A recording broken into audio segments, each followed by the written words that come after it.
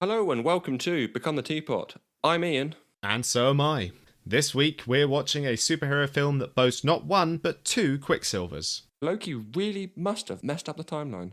As we watch Kick-Ass, And also read Kick-Ass. will they underwhelm or will they be very good indeed? Let's find out. Do you want to talk about the cast then? Because I do know that one of your favourite actors is in this film, old Nick Cage. Nicolas Cage. I have a soft spot for Nicolas Cage. You love him, don't you? I wouldn't say, no, this thing, I wouldn't say he's one of my favourite actors, but I feel he gets a bum rap a lot of the time. I think he is written off as a bad actor, which he definitely is not. You know, when you see him at his best, and I would consider this as one of his best, but things like Raising Arizona as well, he is absolutely fantastic. The problem is he was also very short of cash and had to do a whole lot of bad films for a lot of money. So he has whole tax problems and all sorts. So he's been in a whole lot of shit. But when you see him actually trying and actually doing something fun and interesting, he's been on a real roll lately with things like Mandy. Apparently his latest film, Pig, is very good. And there's the film coming up where he plays himself. Yes, The Unbearable Weight of Massive Talent, I think it's called, which is a brilliant name. But yeah, I really feel like Nicolas Cage, I used to be in the same boat as he's a bad actor. Oh God, I hate Nicolas Cage. But the more I learned about his nouveau shamanic acting and things like that, the more I just went, actually, he is a good actor. It's like how Bobby De Niro does loads of old shit nowadays because from what I understand, he can't afford to turn roles down because of his tax problems and things. Yeah, so literally any film that comes to him, he has to go, yeah, well, all right, I'll take that. I'll take that Kia Rio advert or whatever he was in. He does car advert. He was with Warburton's bagel advert. Yeah, he just... anything that's going to throw a bit of cash at him, which is a shame. But no one's saying that Robert De Niro is a bad actor. No. But they do say that of Nicolas Cage, which I feel is unfair. He does have a propensity to ham it up. Yeah.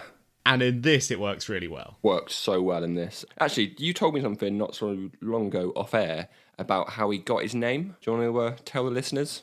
Yeah, well, he takes it from a comic book character, Luke Cage, because he is one of the Coppola family, and he didn't want to be accused of nepotism, even though he blatantly used his links to get into film roles and acting. Yeah. But he still took on a stage name of Nicolas Cage, which he took from Luke Cage from the comic books.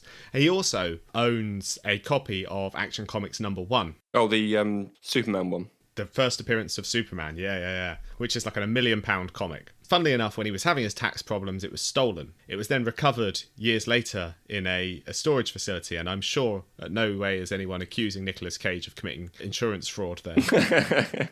Well, there you go. Nice little fun fact and a fun little story. Some more comic book facts. But no, I think he's great in it. You know, his shtick in this film is consistently hilarious to me. You know, everything he says is hilarious, but he still manages to bring the emotional centre to the big daddy hit girl dynamic. Yeah. His portrayal in the film, it's not the same as in the comic, but what he brings to it in the film, it's almost like the Punisher meets Batman. The look, first of all, it's like Mark Millar-ish has gone, how can we make Batman look more stupid? And then with the sort of direction of Punisher going off and, you know, he's taken on the role of judge, jury and executioner. I've got eggs on the brain. I know what you mean.